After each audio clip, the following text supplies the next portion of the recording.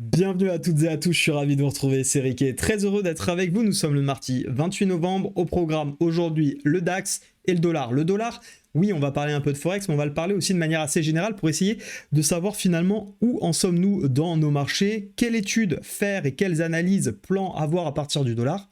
C'est ce que je vous propose de voir dans cette émission. Encore une fois, je précise, je ne suis pas économiste, je ne travaille pas pour un fonds d'investissement. En revanche, j'ai quelques informations qui me sont partagées au travers de ce que je peux observer et que vous trouvez également en fonction de vos graphiques et de vos différentes recherches. À partir de là, je consolide à partir de mes connaissances, de mes plans et de mes méthodes, et également des événements qui se sont passés, puisque généralement, on a de fortes chances que ce qui s'est passé se reproduise. Encore une fois, chaque contexte et situation est différente, mais pour autant, on peut travailler dans ce sens, avoir des plans acheteurs-vendeurs, et puis derrière les activer, bien évidemment, avec de l'analyse technique. Voilà un petit peu pour cette introduction. Concernant le calendrier économique, on a une confiance des consommateurs ce matin qui a été publiée du côté de l'Allemagne, légèrement supérieure aux attentes, mais ça reste quand même très faible. Donc toujours un petit peu ce vilain petit canard qui est l'Allemagne d'un point de vue fondamental, dont je vous avais déjà parlé il y a 3-4 semaines maintenant facile, et que je suis toujours sur le moyen terme, plutôt à la recherche de vente.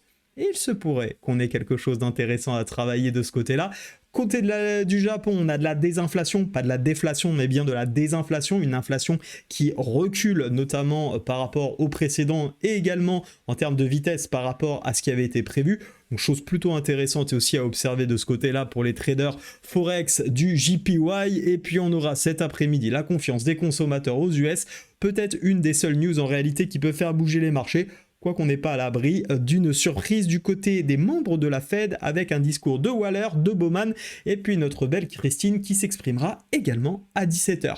Voici pour le planning. On passe... non, je ne vais pas vous parler du gold rapidement. Bon, on peut en toucher deux mots, ceci dit, je l'ai sous les yeux. Vous voyez, hier, je vous avais parlé de cette zone. Vous avez encore la petite flèche qui, pour moi, était à payer. On est bien revenu sur cette zone, on est bien dans le sens de ma tendance. Cependant, j'ai pas eu de signaux, c'est-à-dire que je n'ai pas eu quelque chose qui me dit « Ok, c'est dans ta méthode, donc tu dois payer. » Oui, j'étais dans ma tendance, oui, j'étais dans ma zone, mais j'avais pas le signal, et a priori, ça s'est plutôt pas trop mal passé quand on regarde la suite. Est-ce que je suis frustré? Absolument pas. Il faut bien comprendre que tous les trades, même s'ils nous donnent raison, ne sont pas les nôtres. On ne doit prendre que les trades qui sont conformes à nos méthodes. Et celui-ci, même si effectivement ça s'est plutôt bien passé, n'oubliez pas dans ces cas-là où vous regardez une zone, une tendance, quelque chose, où vous dites je vais faire ça, et finalement vous n'avez rien pour rentrer et ça vous donne quand même raison, n'oubliez pas toutes les fois où vous vous êtes dit je vais faire ça, le marché ne vous a pas donné raison, mais parce que vous avez respecté votre méthode, vous n'êtes pas rentré comme des bourrins et vous êtes évité une perte. Pensez toujours de manière générale, ne voyez pas toujours le biais par « Ah, j'ai raté ça, à ceci, à cela ». Voyez vraiment toujours le verre plein et non à moitié plein. C'est très français ce que je viens de raconter, mais ça a le mérite d'exister et d'être dit. Je vous propose donc de passer sur le dollar. Comme prévu. Où est-ce qu'il est mon petit DXY? Le loulou, il est là. Regardons un petit peu où est-ce qu'on en est. Alors on va sûrement pas se mettre en 15 minutes, c'est pas très intéressant de regarder le DXY en 15 minutes. En revanche, c'est ultra pertinent de le regarder en daily. Rappelez-vous, en daily, on avait une zone de résistance ici de polarité qui a très bien fonctionné. Cette zone des 105, 106 pour faire simple, et 105, 105,50, 106. Hyper intéressante cette zone, on le voit bien ici, support, sans parler du passé en plus, mais depuis 2022, support, résistance, on revient taper dedans, on casse, support, on finit par casser, résistance, bref, c'est une super zone de polarité très intéressante à observer et bien évidemment à exploiter dans nos analyses. Où est-ce qu'on en est désormais dans le dollar? Depuis quelques jours, depuis en réalité cette période du 1er novembre, donc ce qui est quand même relativement court, parce que ça fait pas tant de journées de trading que ça fait un petit mois, et bien on est désormais dans une tendance baissière dans le dollar. Pourquoi à votre avis? Parce que c'est ça en réalité, ça monte pas ou ça descend pas par le Saint-Esprit, il y a des raisons derrière. Pourquoi les investisseurs, les traders, tout ce que vous voulez, parce que je rappelle que le marché du Forex n'évolue pas que au trading et encore moins que grâce à l'analyse technique. Le marché du Forex, c'est un marché qui est compliqué, qui est très large, qui va bien évidemment régir du trading, mais surtout de la géopolitique, des différentes politiques monétaires appliquées par les différentes banques centrales, par également tout ce qui va être échanges commerciaux, donc bien évidemment la macroéconomie et la géopolitique ont un impact énorme, donc attention, c'est un marché qui est complexe, ça marche très bien sur les zones, c'est toujours ce que j'ai dit, pour moi le Forex c'est un marché de zone qui est très intéressant à travailler, attention sur le court terme, c'est compliqué et n'allez pas, s'il vous plaît, vous prendre les pieds dans le tapis en scalping ou day trading, comme on peut vous le dire, surtout sur du petit day trading sur le Forex. Vous allez vous faire défoncer par notamment les spreads de vos CFD. Je vous le dis, hein, si vous tradez avec entre 10 et 20-25 pips de spread, pardon, pas de spread, alors de spread, fuyez, ça c'est sûr, de stop loss sur vos CFD, à part éventuellement l'euro-dollar, a priori, hein, je dis bien a priori, fuyez parce que vous vous rendez pas compte que le spread vous dégomme vos performances, même si vous avez des ARR de 2, la plupart du temps, ça vient grignoter significativement. Plus c'est petit ce que vous prenez, plus le spread tabasse, vraiment, hein, c'est le terme, tabasse vos résultats. J'en ai fait une vidéo à ce sujet, je vous la mets quelque part par là. Vous pourrez aller la regarder si ça vous intéresse, je vous explique pourquoi il faut éviter de le faire. Enfin bon, c'était pas le sujet, on était, encore une fois, je tergiverse, on était donc sur cette zone et pourquoi ça baisse à votre avis? Eh bien, encore une fois, je vais essayer de m'appuyer sur les données que j'ai, c'est notamment lié, je pense, au rendement obligataire qui chute tout simplement. Alors pourquoi il chute ces rendements obligataires? Si vous ne connaissez pas du tout le marché des obligations, je vous invite fortement à vous y intéresser, non pas pour le trader ou pour investir dessus, parce que autant vous dire qu'il va falloir sortir le chéquier, c'est un marché qui demande une certaine exigence de capital, mais pour autant, il y a quand même des choses qui sont ultra pertinentes, et c'est pour ça, moi, que je le suis notamment, je ne suis pas exposé au marché des obligations, mais c'est hyper important. J'ai fait une vidéo, plus de 53 minutes, si vous voulez découvrir tout sur les obligations, qu'est-ce qu'une obligation, comment ça fonctionne, les coupons, la date de maturité, les rendements, bref, il y a tout, le nominal, etc., les différentes durées, comment ça impacte les différents marchés. Pour ça, vous avez ma formation Market Pro. Il y a une possibilité de démarrer cette formation complètement gratuitement sans rentrer la carte bleue ou ce que vous voulez. Vous découvrez, et notamment dans la partie découverte, il y a 2 vidéos, dont une qui est sur les obligations, celle de 53 minutes. Je vous invite à aller la voir, je vous en ai fait cadeau parce que pour moi, c'est vraiment fondamental de connaître ça. Et puis après, si vous voulez passer un cap, bien évidemment, dans votre apprentissage sur le fondamental, vous pouvez souscrire à la formation. Il va y avoir plus d'une dizaine d'heures de vidéos. Elle est à 99 € actuellement jusqu'au 1er décembre. Alors moi, désolé, je rigole parce que, enfin, bref, peu importe. Elle passera à 199 €, ce qui est déjà aussi, j'ai envie de rigoler vu le prix, mais peu importe, encore une fois, essayez de profiter des offres actuelles parce que 99 €, plus de 10 heures de formation, un e-book 200 pages, des quiz. Je pense que si vous voulez passer un cap et au moins comprendre comment fonctionnent les marchés, comment ils sont interconnectés entre eux, essayer de mieux appréhender les news. Je ne dis pas que je vais vous apprendre à trader les news. On ne trade pas les news. Par contre, on intègre les news dans nos analyses. Et si vous voulez le faire, vous avez Market Pro pour ça. Donc, allez voir au moins la vidéo sur les obligations. Je vous mets le lien en description. Vous rentrez votre adresse email. Paf, vous recevez vos accès. Vous avez 2 vidéos offertes. Concernant donc le fondamental à ce niveau-là, ce qui est intéressant, eh bien, c'est que comme la Fed a poussé en disant on va continuer d'augmenter les taux, c'est pas fini, on a eu les taux obligataires qui ont monté. Et donc forcément, quand on a des taux obligataires qui montent, ça veut dire tout simplement que vous, enfin en tout cas vous, les gros, lorsqu'ils financent la dette, sont plus payés, on le voit, hein, le taux, là c'est au rendement sur lequel vous êtes rémunéré par an. Plus ça va augmenter, plus il y a d'intérêt et d'attrait en réalité à sécuriser des rendements, et c'est pourquoi on voit les obligations qui deviennent donc très intéressantes, et donc on achète du dollar pour pouvoir acheter notamment de la dette à 10 ans ici, puisque c'est le 10 ans qu'on observe. Donc forcément on a du dollar parce qu'il faut acheter de la dette qui monte, hein, parce que on a les investisseurs étrangers, qu'est-ce qu'ils font? Quand on a un euro par exemple qui tergiverse, on ne sait pas trop, on préfère aller se positionner sur les obligations américaines qui elles ont un bon rendement garanti qui est en train de bien augmenter. Et puis à partir du moment où la Fed dit bon c'est peut-être la fin du jeu, la fin du bal, on va commencer à baisser nos taux, forcément ça devient moins intéressant, les taux obligataires vont se mettre à baisser, et donc forcément aussi on prend ses profits déjà sur le dollar, on a peut-être des positions qui se liquident, on se rééquilibre notre portefeuille et on va vers d'autres actifs comme par exemple le gold. Pourquoi le gold peut être délaissé notamment dans ces débuts de phase d'augmentation des taux? Tout simplement, vous prenez le gold, les obligations, quelle est la différence réelle entre les deux, au-delà de dire c'est potentiellement des valeurs refuges? C'est que l'obligation vous ramène du rendement, vous détenez de l'obligation, vous détenez du rendement, enfin vous générez du rendement, contrairement au gold où à part faire de la plus-value sur un achat-revente, vous n'allez rien en tirer en réalité, ou vous protégez l'inflation, mais en termes purement gains financiers, sur une action en tout cas, vous allez rien faire. Donc voilà, je pense que c'est intéressant à avoir en tête, et forcément si on a une Fed qui continue d'appuyer dans ce sens de je vais baisser les taux et qui va commencer à baisser les taux, forcément on va avoir du taux à 10 ans qui va diminuer, baisser, et puis on risque d'avoir le dollar qui corrige. Alors c'est pareil, si toutes les banques se mettent à dire la même chose, ne vous attendez pas à un flash crash du dollar. C'est pas, faut toujours remettre tout dans son contexte. Il n'y a pas que ça non plus qui fait que le dollar est intéressant. Il y a toujours les échanges commerciaux, je vous l'ai dit tout à l'heure. notamment. Voilà, le dollar reste la première, la première monnaie au monde, mais ça reste intéressant d'avoir, je pense, cette analyse en tête. Et bien évidemment, dans le cas où on aurait des politiques qui seraient peut-être monétaires, qui seraient plus enclins à elles continuer d'augmenter leurs taux, voire peut-être d'enfin les augmenter, je n'en sais rien, je dis ça purement un petit peu au hasard, mais par exemple le JPY, depuis 2022 on est sur des taux négatifs, eux ils n'ont pas du tout adopté la politique au Japon de redressement monétaire ou quoi, ils sont dans une politique toujours ultra accommodante, je crois que ça fait plus d'1 an et demi maintenant qu'ils sont sur ces positions. Bah sait-on jamais, on aurait un taux au Japon où on aurait une volonté de la Bank of Japan de commencer à augmenter les taux, pourquoi pas réfléchir à se repositionner sur le JPY contre le dollar et trader notre USD JPY dans ce sens. Voilà des pistes de réflexion que je vous partage. C'était intéressant, je pense, de voir ça parce que pour l'instant, en tout cas, le dollar corrige et forcément, ça se répercute automatiquement sur nos différents graphiques. L'USD JPY, l'euro JPY, pardon, magnifique. La figure de retournement qui va bien, parfait. Pareil, un belle bougie de cassure. On vient chercher la zone précédente, on corrige, on se positionne sur la zone de retour. On va rechercher la zone précédente, ça casse, phase de latéralisation. On attend que ça casse, on prend le pullback et on rejoue. Alors là, je vous parle ça en daily, mais bien évidemment, tout ça, on essaye de le travailler sur les plus petites unités de temps. Vous le voyez bien ici, zone de congestion, on casse, ok, on vient se taper la tête. On avait pas trop en réalité de possibilité de rentrer, quoique après ça dépend peut-être de vos méthodes. Personnellement ici je vois pas grand chose, mais en tout cas on est bien dans cette dynamique pour le moment de continuation haussière. Et là j'ai toujours envie, et puis vous le savez, j'adore ça, les triangles ascendants, moi c'est vraiment mon dada. On pourrait le voir un petit peu comme ça. Si ça casse, on continue parce qu'on est dans une dynamique haussière. Et bien évidemment, toutes les paires XUSD, donc Euro USD, GBP USD, je vais vous mettre un petit peu les graphiques en 4 heures pour qu'on voit quelque chose, ça monte.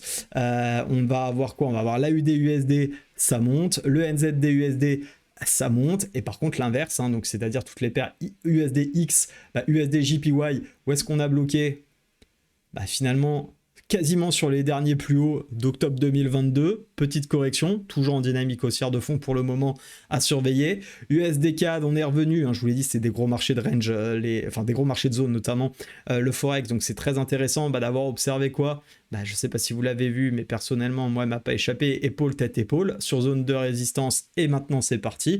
Pour moi, tiens, si je peux vous donner un plan, pour moi en USD CAD, faudra pas hésiter si vous le souhaitez à travailler ça à la baisse jusqu'à la petite zone de polarité ici au 1,33,7, 1,33,8 qui me paraît pertinente. USD CHF pareil, on est revenu chercher les zones, on fait la petite divergence, il n'y a pas de divergence, on fait le petit mouvement de retournement ici qui va bien, on fait quoi? On casse, ou est-ce qu'on se réappuie dans la zone de polarité, ça bloque et on va rechercher la prochaine, ainsi de suite, ainsi de suite. Les zones Forex marchent très bien, je vous invite vraiment à faire du swing trading, en tout cas du day trading assez large, pas d'aller sur les toutes petites unités de temps en trading parce que en Forex c'est très compliqué, vous allez vous faire dégommer par le spread, mais vraiment vous vous rendez même pas compte. J'ai fait une vidéo d'ailleurs à ce sujet, je vous la mets par ici ou par là, peu importe, si vous ne comprenez pas ce que je veux dire, mais tout simplement si vous tradez à 10 ou 25 pips de spread, de stop loss, alors si c'est de pips de spread, fuyez votre broker, ça c'est sûr et certain. En revanche, si par contre vous avez des stop loss entre 10 et 20, 25 pips de stop loss, en fait, si vous êtes à 1,5 ou 2 pips de spread, c'est dramatique sur le long terme ce que vous allez vous faire grignoter dans votre performance. Et ça, il y a beaucoup de particuliers qui ne s'en rendent pas compte parce que notamment, d'ailleurs, regardez bien les canaux de signaux de trading. Quel est le type d'actifs qui vous vendent le plus? C'est le Forex. Pourquoi? Parce que c'est là où ça spread le plus, où ça commissionne le plus. Ils vont vous envoyer des tonnes de signaux. D'ailleurs, ils sont tous spécialisés dans le Forex, alors que c'est pour moi, je pense, le marché peut-être le plus compliqué à trader. Ça reste mon avis, ça ne veut pas forcément dire que c'est le cas, mais il y a tellement de choses à prendre en considération dans le Forex que pour moi, vraiment... Faites très très attention à ça, alors qu'un swing trading, je dis pas que c'est beaucoup plus évident, mais en tout cas on travaille des zones, on travaille des contextes, des aspects, on tient les plans. Oui, il y a un peu d'overnight, ou d'overweek de temps en temps, croyez-moi, c'est pas ce qui va grignoter totalement votre performance, loin de là, et vous allez probablement prendre des bien meilleurs setups. Et encore une fois, j'en profite pour préciser, on ne fait pas du day trading parce que, on est impatient. Ça, c'est des choses que j'entends trop souvent, soit en coaching, soit auprès des personnes qui veulent rejoindre ma formation. Donc, on a l'habitude d'échanger un petit peu avant. Ils me disent, oui, moi, je veux faire du day trading parce que j'ai pas le temps, parce que je suis impatient. Crois-moi, si tu es impatient en swing trading, ça sera encore pire dans le day trading. Parce que oui, ça va être plus court, mais en réalité, il y aura plus de volatilité. Tu vas être encore plus sujet aux émotions parce que généralement, le problème, c'est pas la patience. Si tu es impatient sur le swing trading, c'est pas le fait que tu n'es pas patient. C'est très généralement que tu veux que ça aille vite, tu veux gagner vite ou perdre vite. Et donc, en réalité, derrière ça, ça cache des gros problèmes psychologiques d'approche du trading. Et si tu traites pas ça, que ça soit en swing ou en day trading, bah plus tu vas rajouter de l'émotion et de la psychologie là-dedans, bah plus ça va être catastrophique pour ton trading. Donc ne fais surtout pas cette erreur d'aller chercher du day trading si tu es impatient. Et encore, deuxième raison d'ailleurs, on fait pas du day trading parce que de temps en temps on a 2 heures devant nous. On fait du day trading parce que tous les jours, ou en tout cas de manière très régulière, 3 à 4 jours par semaine, on peut être devant les écrans, qu'on a 3 ou 4 heures à consacrer et on ne fait pas du day trading pour faire du trading tous les jours. On fait du day trading parce que c'est un style de trading qui nous offre des opportunités en 15 minutes, en 5 minutes, en 30 minutes, en fonction de ce que vous voulez, 1 heure, peu importe. Mais s'il y a des opportunités, ça fait 5 jours que j'ai pas passé un trade. Bon, 2 parce que c'était quasiment férié. La semaine dernière, j'ai pas tradé. Et hier, je suis resté les fesses sur ma chaise quasiment pendant 2 heures, ok, avant d'aller courir. Parce que finalement, quand il n'y a rien à faire, il y a un moment, je vais pas rester non plus devant les écrans. Surtout qu'on a plus tendance à s'obstiner, et puis comme ça fait 2 heures qu'on fait rien, on décide de prendre un trade un peu moyen, et comme c'est un peu moyen, les résultats sont un peu moyens, voire moyen, et vous connaissez la suite. Voilà en tout cas sur la partie Forex dollar, je pense que c'était intéressant, dites-moi ce que vous en avez pensé, si ça vous a pas plu, faut me le dire, si ça vous a plu, faut me le dire aussi. On passe au DAX, parce que alors là, pour moi, il y a des choses à faire, ça me plaît bien, j'aime quand tout se passe comme le plan, comme on dit. Regardez, rappelez-vous, on est arrivé dans une grosse zone. Alors, on est en ultra tendance haussière, je vous l'ai dit, a priori, tant qu'on n'avait pas fait la bougie d'hier, bien évidemment, pas de raison de chercher des ventes. Mais alors vraiment, pas de raison.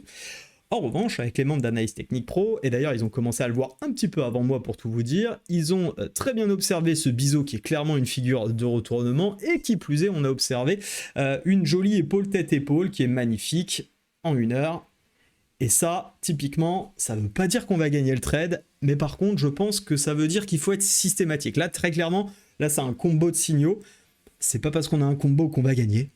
On n'en sait rien. Mais par contre, si on veut augmenter les statistiques et les probabilités de réussir notre trade, ça, c'est vraiment génial. On a eu la petite épaule tête-épaule qui a été ici pullbackée. On a déjà fait un joli premier objectif, puisqu'en réalité, on a déjà été chercher... Vous voyez, ouais, 1 ou 2 points près. En tout cas, l'objectif de l'épaule tête-épaule. Donc bravo à tous ceux qui ont su, peut-être que vous l'avez fait aussi, et je serais ravi pour vous. Nous, on a un objectif. Alors quand je dis nous, c'est pas moi à proprement dire, hein, vous le savez, je ne traite pas le DAX. En revanche, je l'analyse tous les jours, enfin en tout cas sur demande des membres d'Analyse Technique Pro, car nombreux d'entre eux sont à l'action dessus. Donc pour l'instant, on est vraiment sur des choses intéressantes. On revient d'ailleurs travailler une petite zone, à mon avis, qui peut être pertinente. Attention, on ravale aussi la dernière bougie. Est-ce que pour autant ça me met en panique? Absolument pas. Tout simplement parce que si on en suit la théorie de dos ici en 1 heure, on est bien dans une dynamique baissière. Alors oui, c'est sûr, en 15 minutes, ici, on peut se faire un peu piéger ce matin, un peu bousculer. C'est pas très grave. Ça arrivera de toute façon de pas réussir tous ces trades.